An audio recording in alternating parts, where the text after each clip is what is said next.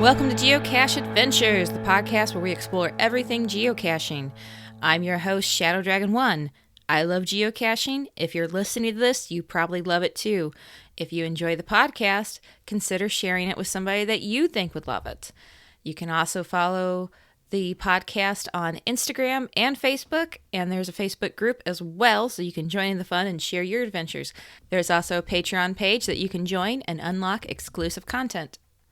Hello, everybody. It's Amy, Shadow Dragon 1, and with me today is Geoff from Cache the Line. Thank you so much for joining us today. Thank you for having me. It's good to be here. So first off, what's your geocaching name? My caching name is The Bruce Zero. The Bruce Zero. With the zero. All the other numbers are usually taken. The Bruce was taken, but the Bruce Zero, it's never taken. So I always like to know, how did you get started geocaching? Well, when I picked up my first smartphone, that was the iPhone 3GS. I think the same thing everybody does. You ask around, hey, what games should I get? What apps should I get? And somebody mentioned, you should try out this geocaching thing. And it's kind of new. So it's like, okay. So I downloaded it and then didn't really think twice about it for a week or two until I went for a vacation, a trip up to the tip of the Bruce Peninsula in Ontario. And so it happened about a couple weeks after I actually got the application that I found my first cache up in Tobermory. And 10 years later, I did another video looking back at that first cache find and doing a whole lot more research about it. And it was something you don't think about the first time you find a cache, the backstory, the reasons why it was created and that kind of experience. So that was really cool. But yeah, that was 2009. So it's been a couple years. Just a few.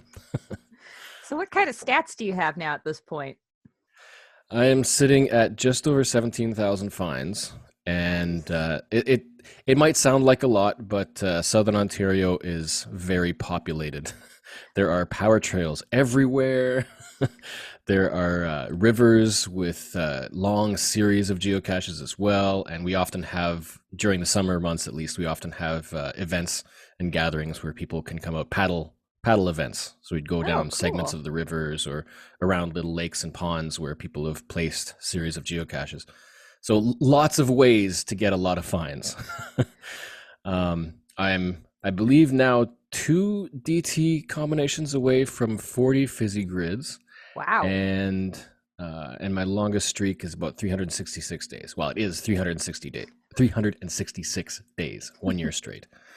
Wow. I didn't find a cache the day before, and I didn't find a cache the day after. 366 on the nose. That was the plan. That's awesome. So you're joining us today to talk about challenge caches. But before we get started, I wanted to hear a little bit about your vlog that you do, Cache the Line. Mm-hmm. So how did you get started with that? Well, I've kind of always been into photography. I used to have a DSLR, which was really, really nice. So I did a lot of photography, and when I was getting into geocaching, I started, sharing nice photos of trips and locations and everything on Instagram and Twitter. And I even started up a little blog to explain and share some of those experiences as well. It didn't really take off. It was just a quick little thing to be able to share experiences.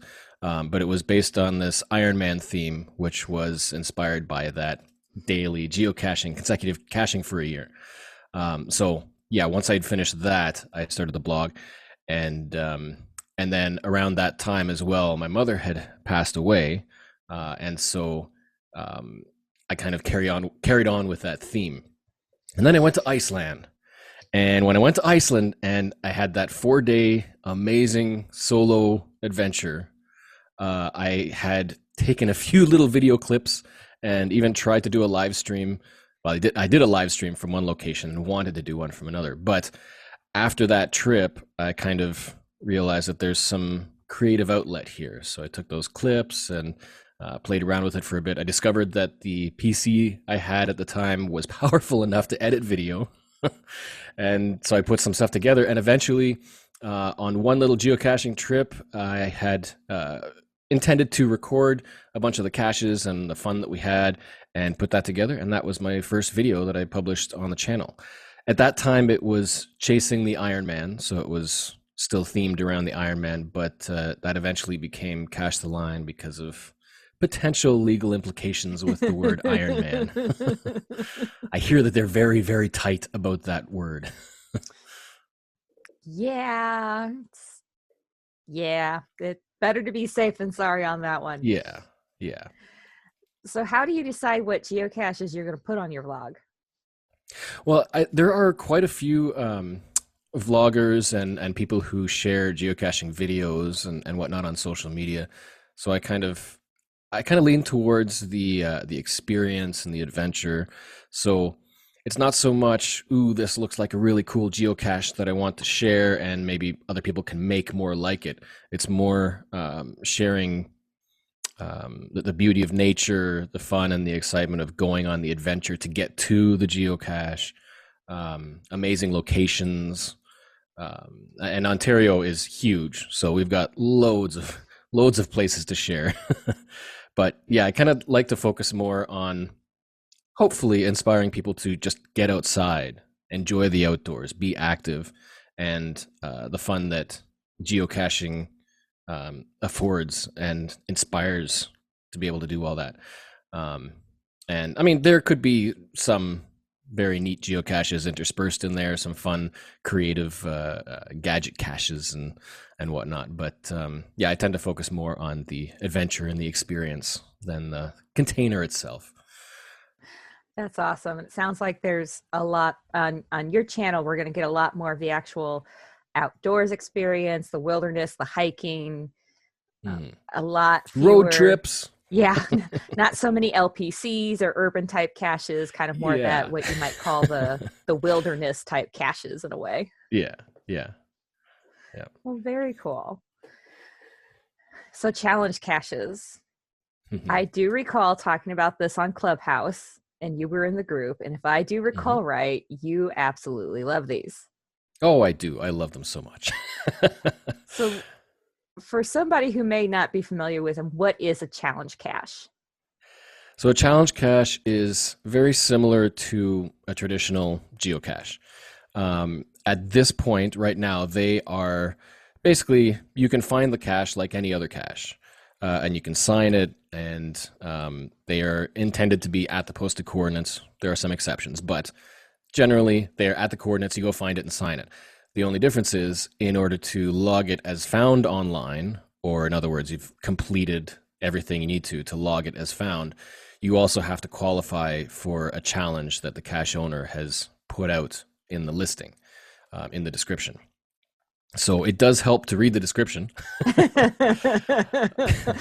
Yes. But yeah, so they could be anything from like finding a certain number of geocaches in order to qualify to log it as found online, or a certain number of cache types, or maybe it's a traveling one where you've got to find caches in a certain number of states or provinces or countries or continents. They could be super easy, or they could be really, really difficult for newbies, and sometimes for the very, very experienced veterans. But yeah, the thing that I like most about them is that they get you, in so many words, trying things that you may never have tried before. You know, we often say that with geocaching, it takes you places you'd never have been before, or you would never have known existed if it weren't for geocaching. Challenge caches, in my view, are kind of like that to geocaching. They get you doing things that you probably wouldn't have if you were just casual caching. Is that part of why you enjoy them so much? Yeah. And it might be also because there are so many geocaches in Ontario that there's no shortage of caches to find. So this kind of adds an extra layer of goals and experiences to have while geocaching. Okay. So if somebody wants to try to do a challenge cache, how do they even figure out which ones are challenge caches? Because there's not an attribute. So help us out here. What's the best way to try to locate these things on the website before we even try to go locate them in the field? Right. Yeah. Well, there isn't a cache type. There is an attribute. Oh, there is an Uh, attribute. Okay, I had that yes, wrong. there is now. It's relatively new. It was newly Okay. introduced. But for the most part, every challenge cache should have challenge in the title. They're listed as the mystery cache type, so the big question mark. And now there's an attribute, and all active challenge caches in the world should have that attribute on it now. So Awesome. if you're a premium member, you can search by attribute and you can locate those challenge caches. That's about all you need to identify them. It's a mystery cache. It can be any DT. It has challenge in the title and the challenge attribute. So then the challenge is completing the challenge. That's right. we, we call it an ALR, or an additional logging requirement. Okay. Way back, even before I was caching in 2009, cache owners used to use caches, and then in the description, they added a little bit of a qualification, and you had to qualify and provide the proof in order to log it as found, and the owners would basically police that and delete logs if you didn't qualify. That was before there were any kind of rules about challenge caches and what could or couldn't be allowed. So they termed that as an additional logging requirement. So even if you had found and signed the log sheet, you wouldn't be able to log it online unless you did this additional requirement. So they took that concept and called it challenge caches, and now we have what we have today. Challenge caches, you've got the Project GC checker on there, which makes it a lot easier to determine if you qualify. And this is all post moratorium, which was about a 1-year period when they shut everything down and said, okay, we need to come up with some kind of structure for challenge caches that everybody can agree on. It makes it less, or it makes it more accessible, while potentially maybe a little less flexible and creative, but allows more people to enjoy it. One of the things that I particularly miss is the ability to have challenge caches based on, say, the text of a cache title. So you had to find, say, a certain number of geocaches with a bird in the title, a bird name in the title.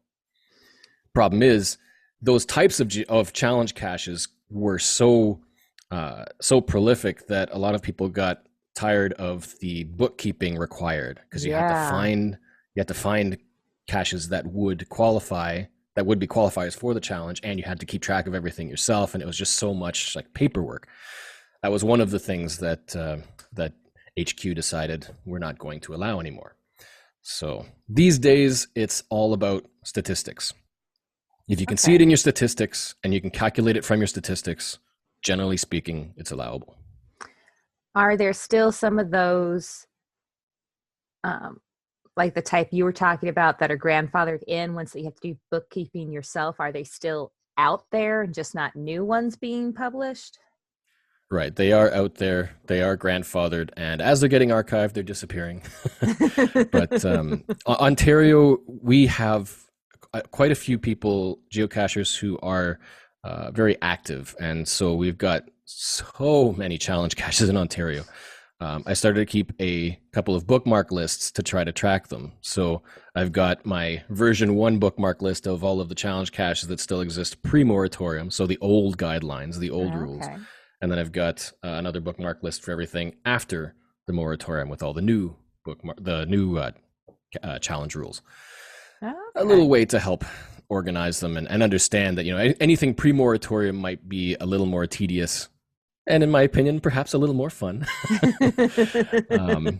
But with the newer challenges, they tend to be more geared towards people who are really active geocachers, which is why it's great as well to remind people, if you're creating a challenge cache, don't be afraid to make a simple one, to make it for people who are new to geocaching, like a challenge cache that requires you to have 100 finds. It seems so simple to people who've been caching for a year, but that could be a big goal for somebody who's just starting out, and you get that feeling of accomplishment when you can find it, sign it, and log it online. Yeah, I've seen there's a couple in my area where it's find 5,000 caches, and I'm a little shy of 300. So I have a really long time to get before I Hmm. can actually log that as found. And then Right. when I'm looking at it, as somebody that doesn't get to go caching that often, it feels like, well, what's the point of trying to do this? Because this may even get archived before I ever qualify for it. Right. And so one of the things I like to remind people to do is that if you're passing challenge caches, you can still find them and you can still sign them. And then you can say add them to a bookmark list so that you remember that you've already found it, you just don't qualify yet. And then who knows, maybe 2, 3 years down the line you'll qualify, and then right then you can log it as found. It's kind of a quirk of the challenge cache concept because you can find it and sign it before you qualify. And Okay. so yeah, and I've had to do that before. There was a trip that I went to a number of years ago out to Seattle for HQ, and there was a little power trail of high difficulty challenge caches. And at that time, my friends and we found them all, and I qualified for one. Oh, And I think I slowly qualified for them over the years, and I think there's one or two that I'm still working on.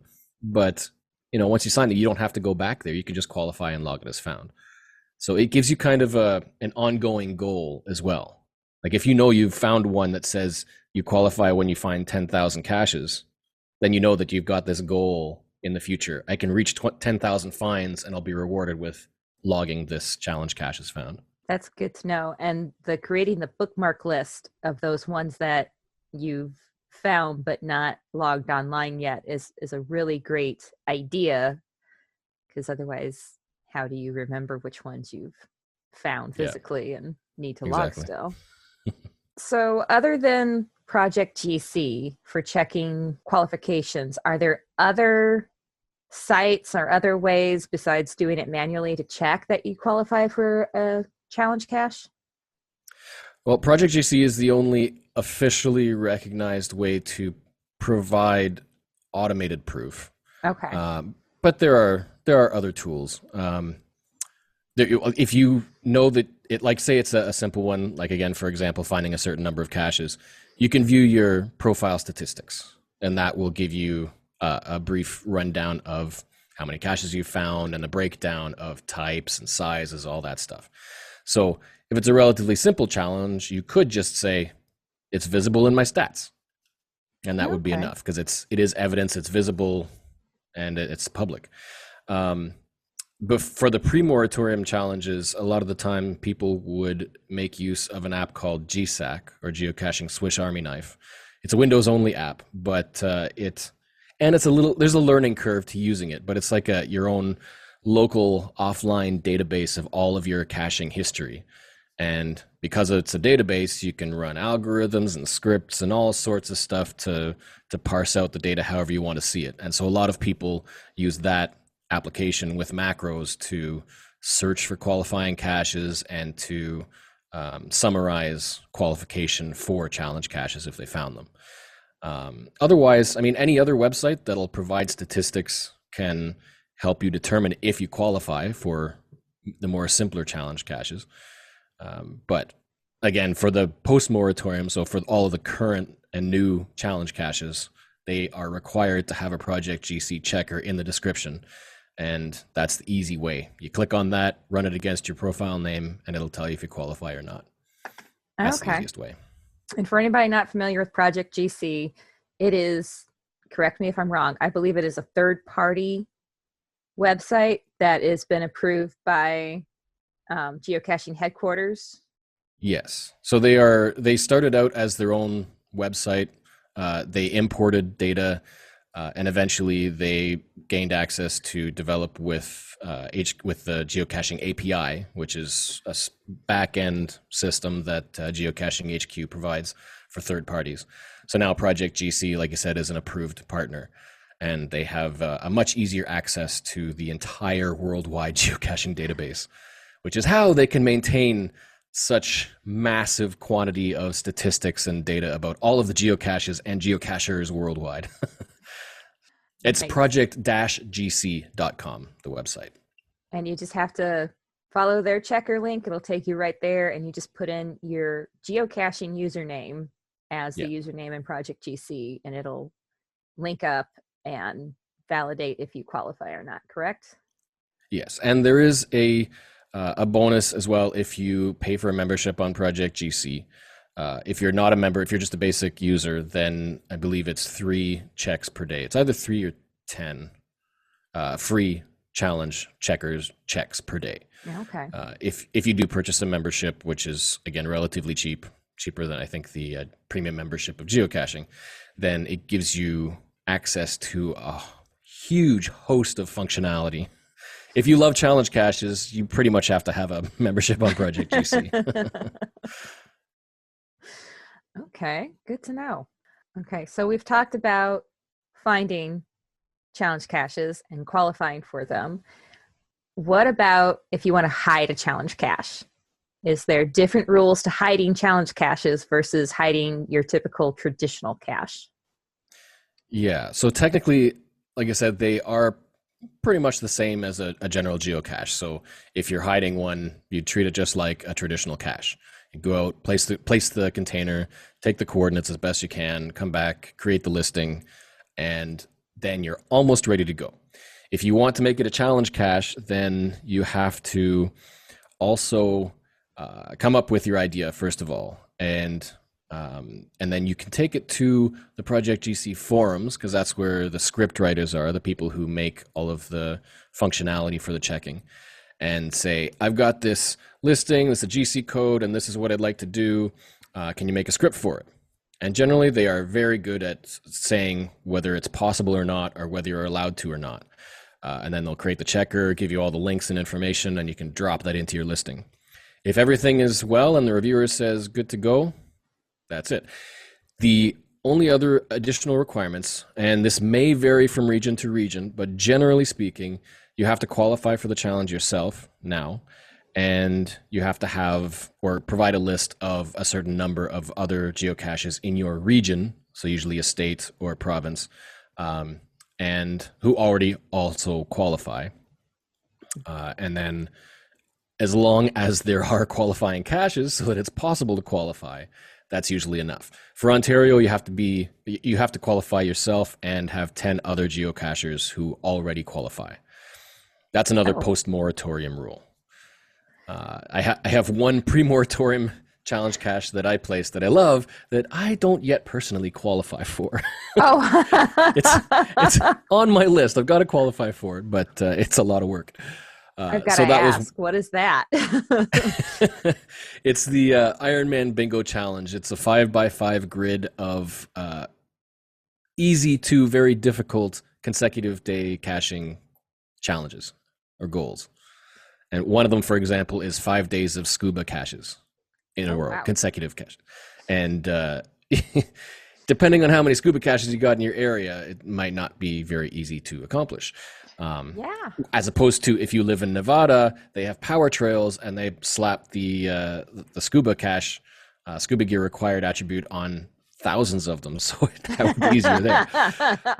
But here it was, here it was kind of reasonable. Plus, being a bingo grid, when I created that, I made sure that there was at least one row or one sequence of 5 that was relatively easy to qualify to be able to log and sign and log the cache online. But to fill the entire grid, oh boy. But that's a pre-moratorium. So yeah, the rules are a little different post-moratorium than they were pre. So that's the thing to keep in mind, is that they want challenge caches to be relatively accessible for newcomers and still fun for veterans. And so coming up with a challenge that's fun within the guidelines could be a challenge in itself, but ultimately it pays off, hopefully, with the experience that people get in the journey to qualification. So if you have to list so many 10 or however many geocachers that also qualify for the cache already, how do you go about tracking that down? Do you just have to go know people and say, hey guys, post on a Facebook group who qualifies for this, or is there a different way to get that information? You could do that, but generally speaking, once you've asked for the checker, you can use the checker. So you can put in anybody's geocaching username, run the checker, and then find out if they qualify. It's Okay. easy. If it's just a statistical thing that you can see on a public profile, you can just go to their profile and then see if they qualify or not, and then just jot it down. But for some more difficult ones where you kind of have to use the checker, then yeah, that's another reason why if you're placing challenge caches, it'd be good to have the membership, because then you can check as many times as you want. I know there've been a couple of times when I wanted to change to place a challenge cache, but I didn't have the membership, so you could only run 10 checks a day, and then I had to wait until the next day to continue Then you're checking out for of other people. checks. Okay. So yeah. So, as somebody who finds and hides challenge caches, can you give us some advice for if you're trying to find challenge caches for the first time? Like you're not necessarily new to geocaching, but new to challenge caches. What kind of advice can you give us to that? That's an interesting question. It would depend on how long you've been geocaching. I tend to find that if you have, say, tens of thousands of finds, the chances of you already qualifying for most challenges are very high. Some of the more creative recent challenges may have things like a location boundary restriction, which means that even if you have 30,000 plus fines, you may not qualify because you haven't qualified in this particular county or region. Okay. So they can still pose goals for veterans if they decide to start challenge caching. But generally, I would say if you are a newer geocacher and you hear about challenge caches, most people also recommend look at the challenge caches around you first, because especially for some of the pre-moratorium ones, if there's things like averages, then it would be good to aim to qualify for challenges first. For one, because you've got many more caches you can find. Mm-hmm. But say you have to have 50% of your finds are at least mystery caches. If you've got 30,000 finds and 25,000 are traditionals, it's going to be a lot harder to hit that goal. Yeah. So again, those are older challenges, so they aren't around as much anymore. But a good rule of thumb is if you like the idea of challenge caches, take a look at what's around, look for lower difficulties, and work your way up. If you've already got many, then they should be easier already. You should probably already get the green checker, the success on the challenge checker. But if not, you could do like what I do, and I keep a separate document of all of the challenges I'm working on and my current status. And then I Nice. know if you go on vacation, this is another good tip. If you go on vacation, check to see if there are rare caches that will qualify towards challenges. For example, Jasmer is a very popular challenge to try to complete, where you've got to find a cache that was placed in every month and every year since geocaching began in May of 2000. So if you're going on vacation and you don't have a Jasmer completed yet up to the current month, like the current month and year, then look for those old caches, because if you are passing by one, you're going to kick yourself if you don't find it. And then you get back home and be like, it was right there. So look for rare caches for difficult challenges if you're on vacation, and then you might be able to work your vacation itinerary around going to find that cache. That's a great tip for caching on vacation in general. Yeah. Is there anything else about challenge caches we should know? Try to enjoy them. It seems kind of obvious, but there are people that will not like challenge caches because, well, I've found and signed the cache, I should be able to log it online. But if you think about it, it's another aspect of geocaching that doesn't necessarily appeal to everybody, and there's tons of experiences in geocaching like that. Everybody enjoys a different thing about geocaching. So when it comes to challenge caches, I like to look at it as a new goal to accomplish.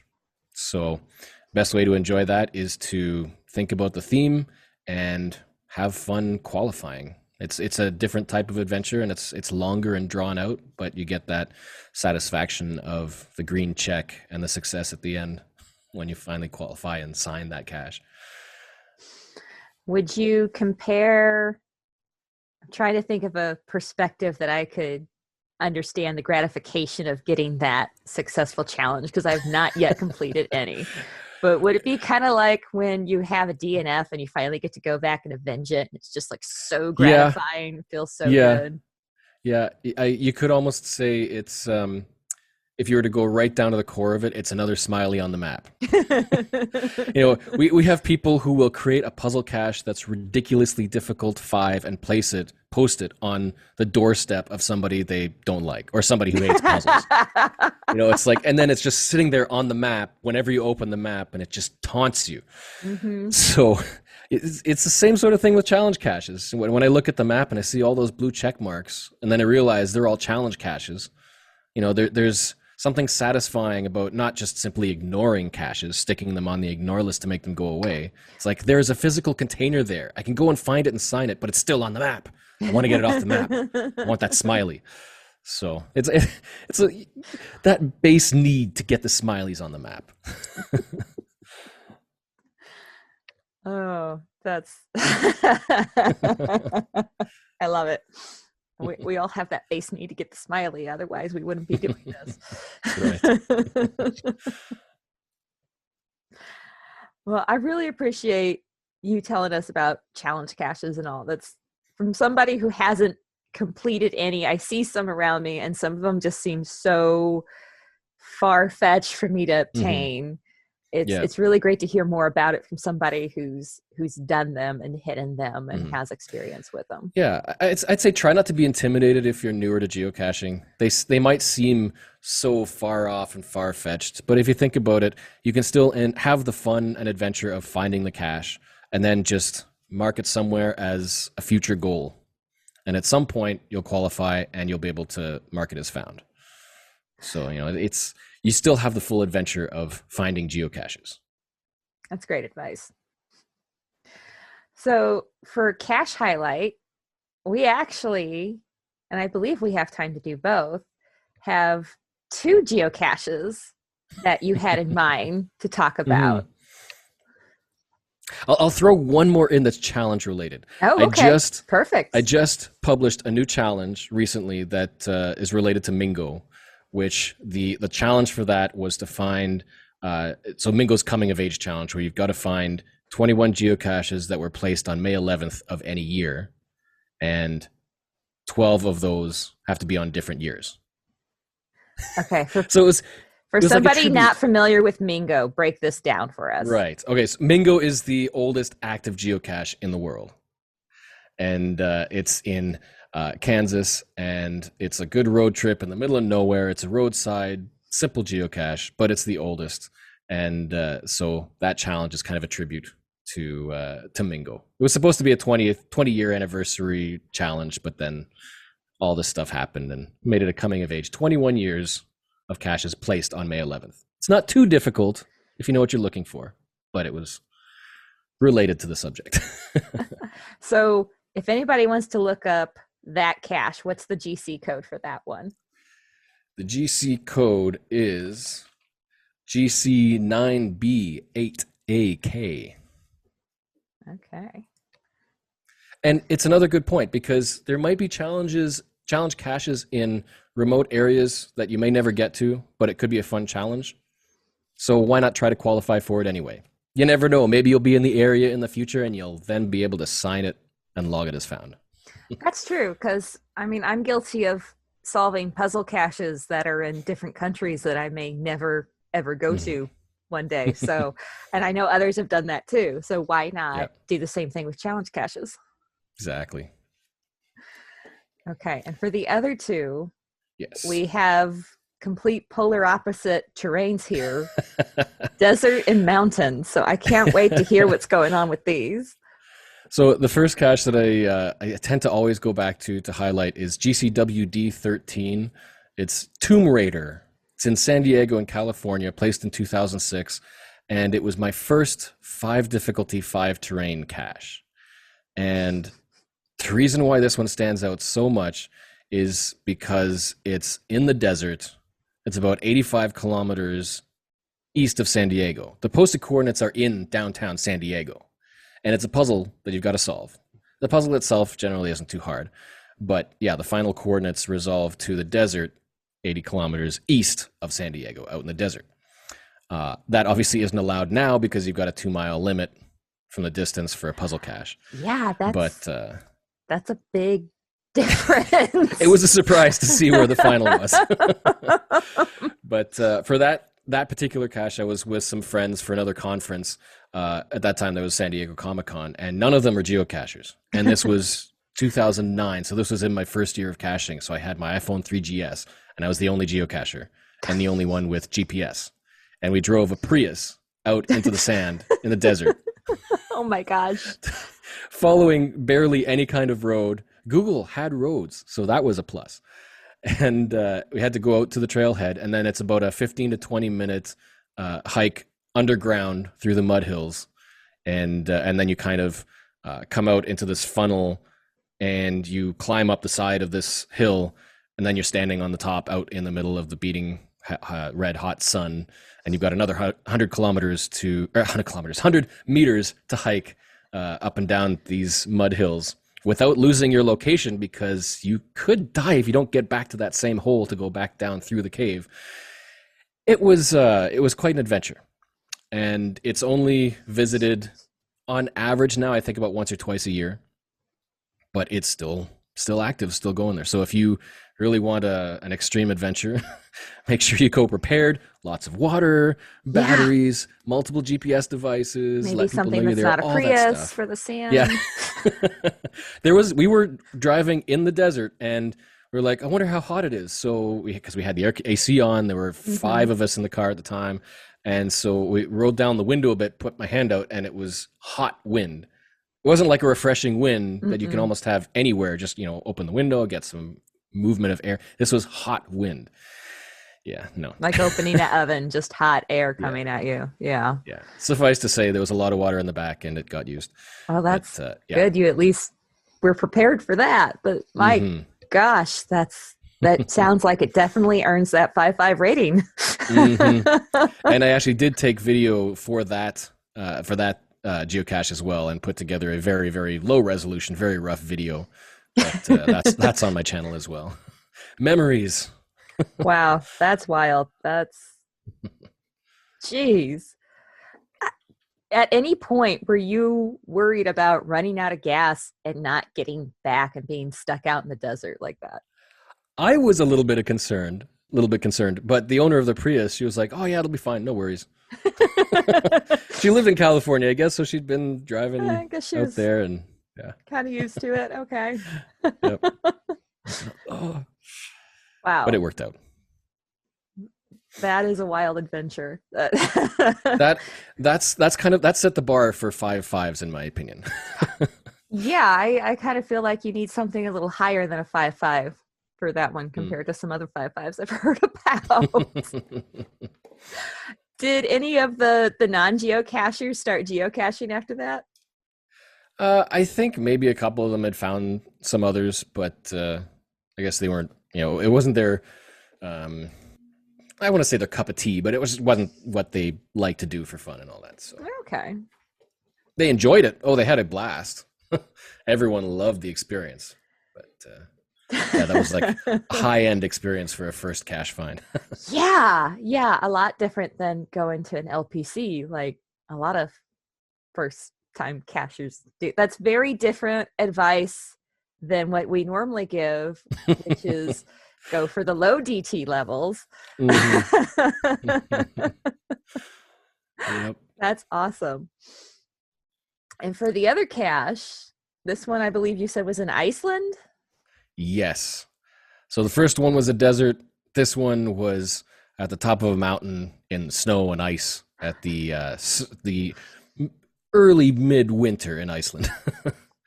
It's Kristen Tinder journey. The journey is the reward. It's GC 2D5CP.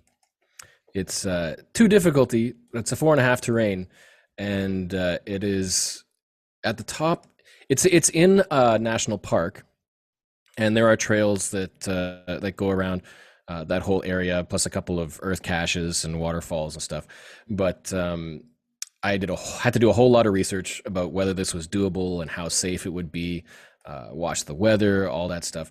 And when I took my 4-day trip to Iceland, I was like, okay, this is going to be my cash for the day sort of experience. I'm going to drive there, sleep, start out early in the morning, take my time, get back down, and then head off when I'm done. And it ended up being about an 8-hour round trip hike. Oh, wow. And it was 16 kilometers, I think. But the reason why this was such an experience was because, for one, it was solo. And it wasn't super high, but it is my highest mountain cache find. And the weather turned out perfect. It was beautiful. And there's a glacier on one side, and there was the tallest waterfall on the other side, which I couldn't quite see from the side that I was on. But the general experience is you follow the trails. It's like a big shoe, the peninsula that you're climbing Okay. up for the mountain. And so you climb up the side of it at first, do a little bit of winding back and forth, and then it's long and relatively flat. And then it starts to get steep. And then there's some switchbacks, some back and forth as you go up the side of the mountain. And then it gets to the difficult part where there's no more marked trails, but there are stakes. So you've got to try to follow whatever trail is there to get from stake to stake as you climb the last section. And for me, I hadn't done a climb like that before, so it was a first experience.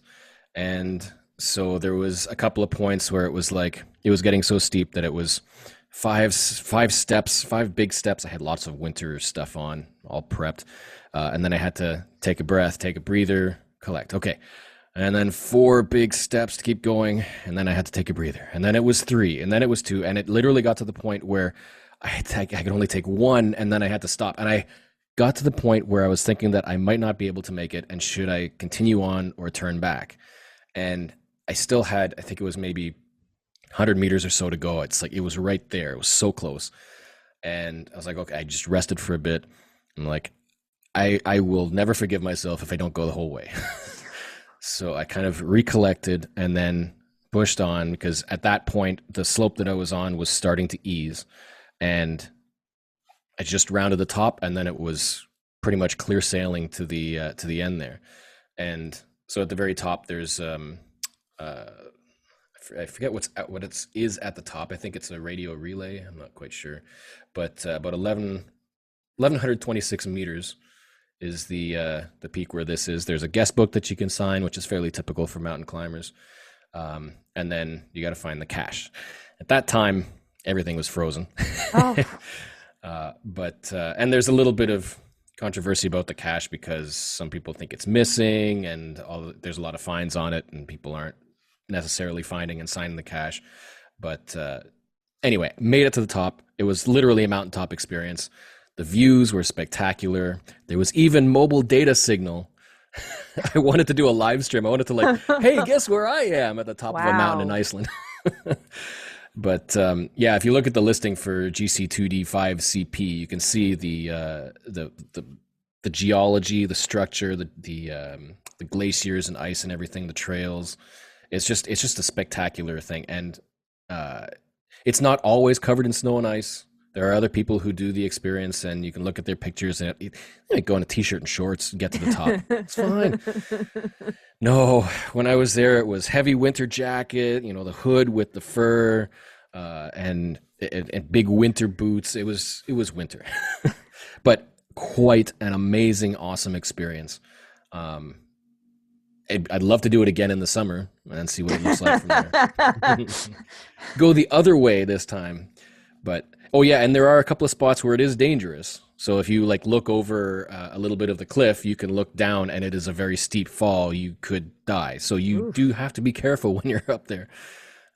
But weather is the other big thing. You got to make sure that there's no inclement weather coming in while you're up there unexpectedly. Yeah. But one of the things that I love about Iceland is that I think they say the most dangerous animal in Iceland is the horses.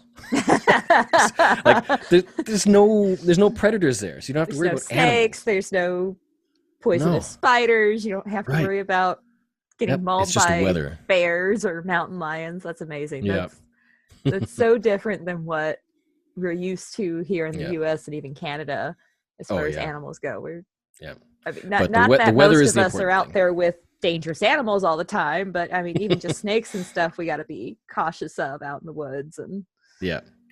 And they're very tourist heavy, so the search and rescue organizations, they know that there's a lot of people doing this kind of stuff. So if you're out there, you let them know where you're going and when, and then generally speaking, you're good to go as long as you are safe and you know what you're doing. definitely Especially when you go sounds inland. Inland is where all of the mountains and bad weather really happen. So you don't go inland unless you've got the right kind of vehicle, if you've got multiple okay. people, all that kind of stuff. But around the outside, that's the tourist stuff. The one road, the ring, Highway 1. Okay, so inland is more More dangerous extreme. than being on the coastal. Okay, Yeah. good to know if I ever go to Iceland. I've got to ask. So, if there's so much controversy about the cache currently with the people being able to find that one and logging it and everything, were you able to find the container when you were there? I didn't find, I wasn't sure if I would be able to find it or not. There was some indication of where it should be, but I couldn't confirm if it was actually there because, again, with all the ice, and that has been reported in past logs as well, it could have been easily frozen under some rocks in a rock pile. And in my attempt to access the guest logbook in the kind of an ammo can sort of thing on the side of the structure, I actually sliced my a glove and my hand. I Ooh. didn't even feel it because it was so cold. Oh my But then I saw the gosh. line and some blood. I'm like, okay, this isn't good. So I didn't put too much effort in searching around to try to find the container. But and I don't recommend it, and I don't often support it. But the cache owner has said they allowed, if you are at that structure and you have taken a photo, basically you've proved that you're there, then they allow your find log to stand. Okay. Technically, you're not supposed to do that, and there can be some blowback from reviewers. And just looking at the recent logs now, there's another reviewer log reminding the owner that they have to maintain their cache. Yeah, that would be one that I feel like doesn't get a lot of just random maintenance checks done on if it's that crazy of a hike just to get up Mm-hmm. there. Mm-hmm. So I like to think that I would have found it, and that's usually what I go by. But yeah, I didn't get my name on either the guest book for the mountain hike or the cache log, unfortunately. But I would gladly go back to do that again. It's such a fantastic hike. I bet the view up there was absolutely amazing. Oh yeah, and that's one of the examples. So I mentioned earlier that before I was doing vlogging, this trip was one where I took some short video clips. So on my channel, there are a few Iceland clips, very short, just scenes looking around, and one of them is my experience near the top of Tinder. And yeah, I had to document that. It was just beautiful. Oh, that sounds awesome. I hope to get there one day and see some of those in person. Mm. Well, thank you so much for joining us tonight. And we'll definitely have links to your vlog channel and your social medias in the show notes for people to get easy access to those, or they can just search Cache the Line. It does come up. I tried it. Hmm. It's a very unique name, yes. It is. It is.